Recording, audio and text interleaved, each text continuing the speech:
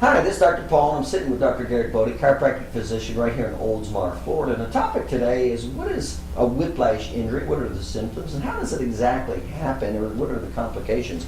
So, Dr. Bode, as a chiropractor, I'm sure you see a lot of whiplash injuries. Is that true? About half our patient population consists of whiplash patients. We see a lot of auto accident injuries here at our office, and auto accident injuries are typically your primary cause of whiplash. There can be other things, but for us, it's the most common cause. Let's differentiate whiplash versus a car injury. What are you saying that the differences between those two are? Well, sometimes it depends upon how a patient is injured in an accident, but a whiplash injury is basically describing any type of forward and backward movement of the head at such a speed that it causes an overstretching or tearing of the ligaments and muscles of the neck.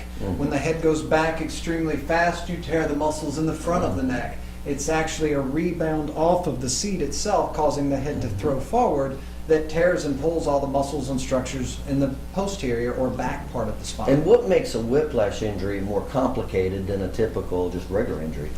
Well, with whiplash, you're not just dealing with one muscle or maybe a misalignment.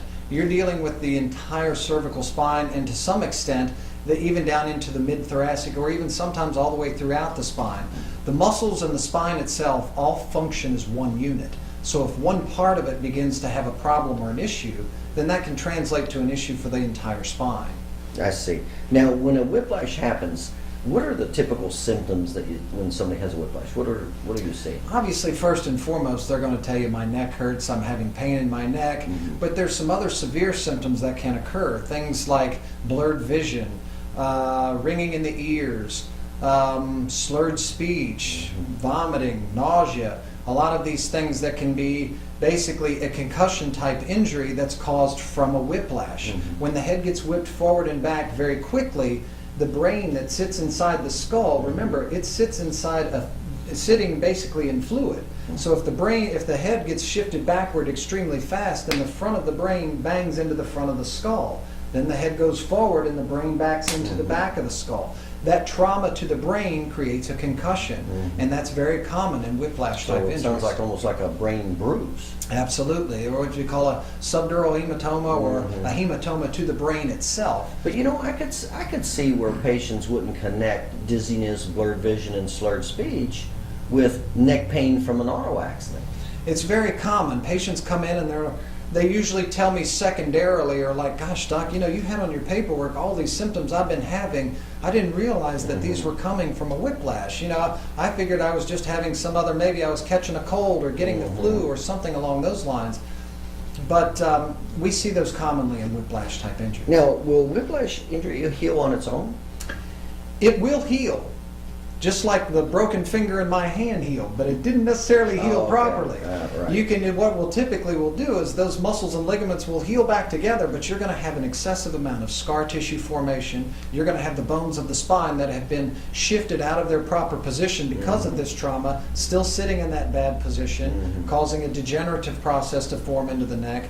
Basically saying that if you let it heal on its own, you've almost guaranteed yourself some type of permanent injury. I see. And you say most of the time when you see patients with whiplash injury, it's from an automobile accident? Most of the time, yes. I mean, sometimes you'll get them that come from a theme park, maybe from riding a roller coaster, or playing with the kids where a kid jumped on my back real hard and I was wrestling with my children, or something along those lines. That's not something you would typically think of as a whiplash.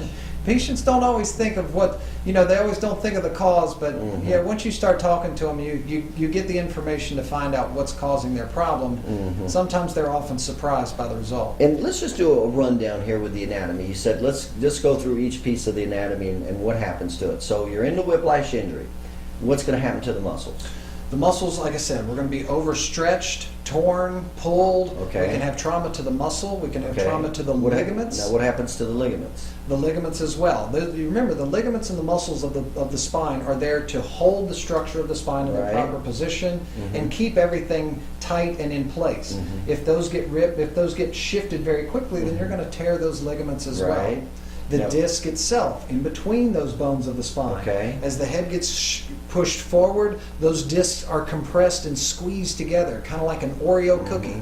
You take an Oreo cookie and you squeeze it together, All the white stuff comes out from in between. That can happen to a disc. When the head gets whipped backward, you can actually rip some of the disc that's actually ligamentously attached to the bone above it and to the bone below it. And when that disc gets pulled back this way, you can actually rip some of that from the disc, from the bone itself. Same with tendons, is that right? Same with tendons, muscles, ligaments, And all then of what these about, things. and so the brain, you said you could have a brain bruise. You can actually What about also the spinal damage the brain. cord? Absolutely. One of the most common, well, not one of the most common, but one of the things that we will see here is you'll have patients will have where the bones of the spine that surround and protect the spinal cord, because of this fast movement of the head in a whiplash, the bones themselves actually bang into the spinal cord itself.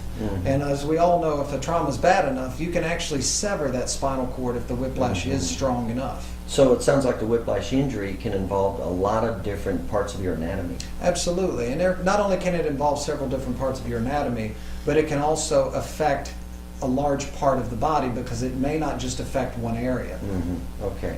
All right, very good. And again, we're talking with Dr. Garrett Bode, chiropractic physician right here in Oldsmar, about what are some of the common causes. First of all, what is whiplash, and what is some of the common symptoms and causes for whiplash?